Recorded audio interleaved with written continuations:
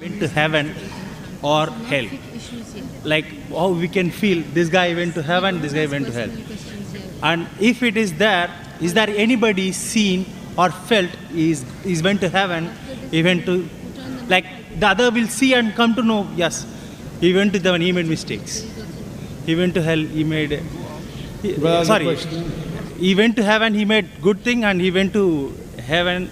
There's a question that is there any signs when a person dies, we come to know whether he's gone to heaven or hell? Normally, we don't know because we are not the judge. We don't know the inside out of a human being. Do you know what a human being thinking in his mind? Do you know what I'm thinking in my heart? So that's the reason we cannot be the judge. The best person is the person who is the master of the day of judgment, that is our Creator Almighty God. My question is the judgment happen on that time to that guy? That means he passed away, he is not alive, he's gone.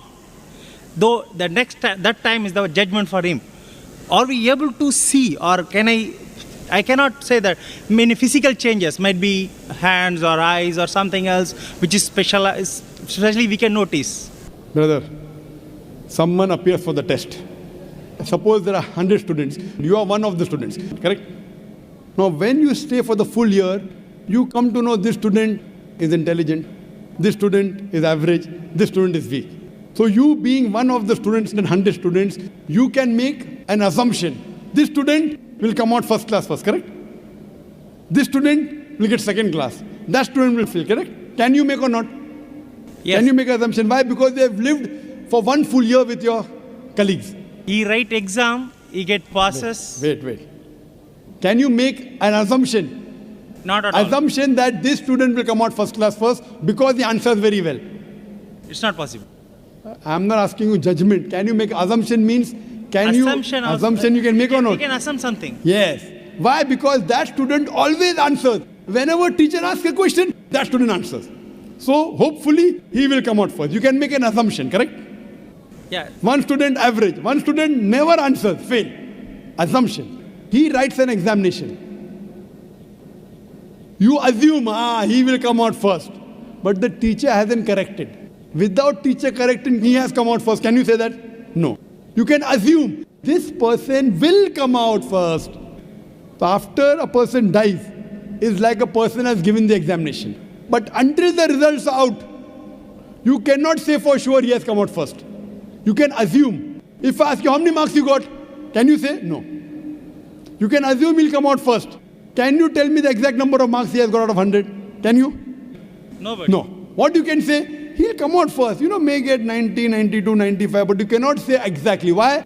Because the results aren't out. Similarly, when a person dies, by looking at his deeds, you can assume this is a good human being. He did not rob. He believed in one God. He did not associate partners with God. Inshallah, he will go to heaven.